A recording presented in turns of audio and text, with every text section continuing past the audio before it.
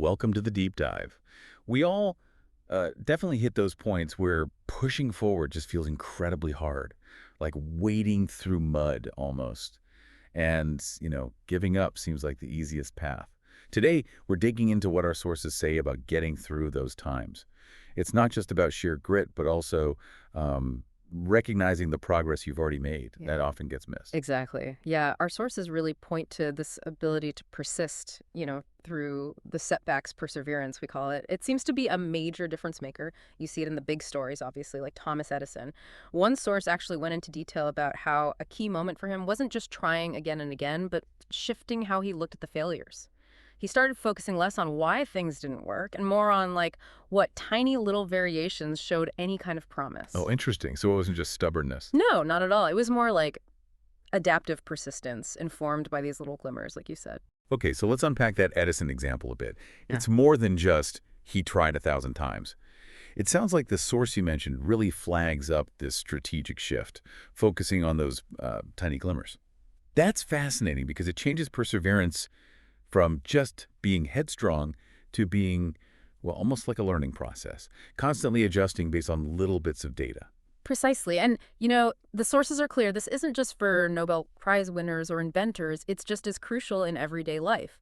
Think about a student struggling with, I don't know, calculus, or someone starting a small business, hitting those early roadblocks, or even just trying to build a healthier habit like exercising regularly. It's that consistent effort, guided by even small insights or wins, that really builds momentum over time. Right, which links perfectly to the next big point. Our materials really hammer home, actively noticing the progress you're making. Because if you only ever look at the mountain peak, that huge final goal, Mm. it's so easy to forget you've actually climbed quite a way already. You miss the view from where you are now. That's a perfect analogy, yeah. One study we looked at, focused on motivation, found exactly that. People who consciously acknowledged their small wins, they actually reported feeling more motivated, more satisfied, and kept going longer, even when things got really tough. Really? Yeah. They used language learning as an example. Yeah. So instead of getting bogged down by all the words you don't know, celebrating that you can now order coffee or understand a simple question, that's tangible proof you're moving forward. Okay. So it's about reframing, Mm. focusing on the gain, not the gap, even tiny gains. And our sources even suggest practical ways to do this, right? Not just thinking, good job in your head. Exactly. Things like keeping a really simple daily log, just jotting down one thing you accomplished, Mm. or using some kind of visual tracker for a project, making progress visible, tangible. Making it visible, I like that. And what's really cool is how this creates a kind of positive feedback loop inside your head. You see the proof that your effort is actually doing something, even small things. And that reinforces your belief that you can actually do it. It gives your brain these little hits of encouragement. Yeah, like fuel. It shifts that internal voice from, ugh, I'm still not there, to, hey, look how far I've actually managed to get. That makes so much sense. You're essentially building up evidence against the doubt. Mm. Okay, so related to that internal voice, our material also talks a lot about mindset. Cultivating a positive one seems crucial. Yes, definitely. And a big part of that, highlighted in several sources, is this idea of reframing negative thoughts. It's not about pretending everything's rosy, toxic positivity. It's more about learning to catch and challenge those really harsh internal criticisms. Okay, how does that work in practice? Well, instead of thinking, I completely messed up that presentation, I'm just terrible at this, you try to reframe it. Something like, okay, that presentation had some tricky parts. What specifically went wrong? What can I learn and adjust for next time?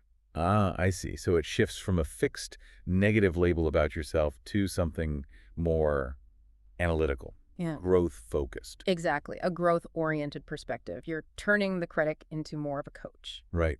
And building on that internal support, the sources also really stress the importance of external support systems, the people around us. Oh, absolutely. The research is pretty consistent on this. Having supportive people, friends, family, maybe a mentor makes a huge difference when you're going through tough stuff. How so? Well, they can offer encouragement, obviously, but also different perspectives you might not have considered. And sometimes just feeling connected, like you're not alone in the struggle, can really buffer against feeling totally discouraged or isolated. One source even mentioned that just saying your challenge out loud to someone supportive can actually make it feel less daunting. Huh. It's like borrowing their belief in you when yours is running low. No. Okay, another angle our material covers is goal setting, but with a twist, right? They need to be realistic, but also flexible. Yes, exactly. Realistic and flexible. Setting these massive, rigid goals right at the start can backfire. If you don't hit them immediately, which often happens, it's easy to get discouraged and just quit. Right. So, breaking big goals down into smaller, genuinely achievable steps is key. That lets you have those moments of recognizing progress we talked about. And the flexibility part is crucial because, well, life happens, doesn't it? Things rarely go exactly to plan. Tell me about it. Being able to adapt your plan or timeline without seeing it as a total failure is vital for staying in the game. So it's more about aiming for forward movement rather than sticking blindly to plan A, even if plan A isn't working anymore. Makes sense. Mhm. And this connects nicely to another point, self-compassion. Yes, being kind to yourself, especially when you stumble or face setbacks, it's incredibly important for building resilience. Easier said than done sometimes, though. Oh, definitely. But instead of beating yourself up, which just drains your energy and motivation, self-compassion means acknowledging, okay, this is hard right now, or I messed up and that feels bad, but doing it with a sense of warmth, understanding, like you might treat a good friend. Yeah. And our sources suggest things like um, self-affirmations can actually help here. Actively reminding yourself of your strengths, your efforts, your good qualities. It sounds a bit cheesy maybe, but it can counter that negative inner Yeah, voice. it's like deliberately feeding the supportive voice instead of the critic. Mm-hmm. Okay, so let's try and pull these threads together. We've got perseverance, like Edison's adaptive kind. Mm-hmm. We've got actively noticing and celebrating even small progress, making it visible, Right. cultivating a more positive, growth-oriented mindset Yeah. by reframing those negative thoughts, Yeah. leaning on and building strong support systems, Crucial. setting goals that are realistic but also adaptable, Flexible. Yeah. and practicing self-compassion, treating yourself with kindness, especially when things are tough. Using affirmations, maybe. Exactly. And what's really interesting is how they all weave together, isn't it? How so? Well, think about it.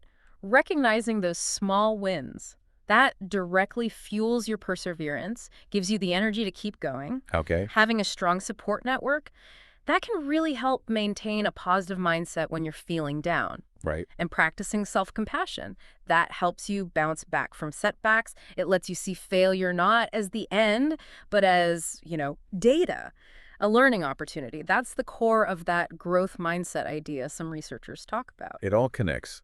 So the big takeaway here seems to be that consistent effort, even tiny steps, really does add up to something meaningful over time. Every single step, every challenge you navigate, every bit of progress you notice, it's all building your strength, your resilience. Absolutely. The encouragement is really just to keep putting one foot in front of the other, trusting in your ability to handle things and grow. Totally. And also, remembering the journey itself has value.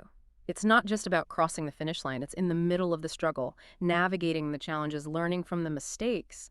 That's where a lot of the important growth actually happens. The person you become along the way is a huge part of it. That's a great point. The journey, not just the destination. So maybe something for you, the listener, to think about as you go through your week.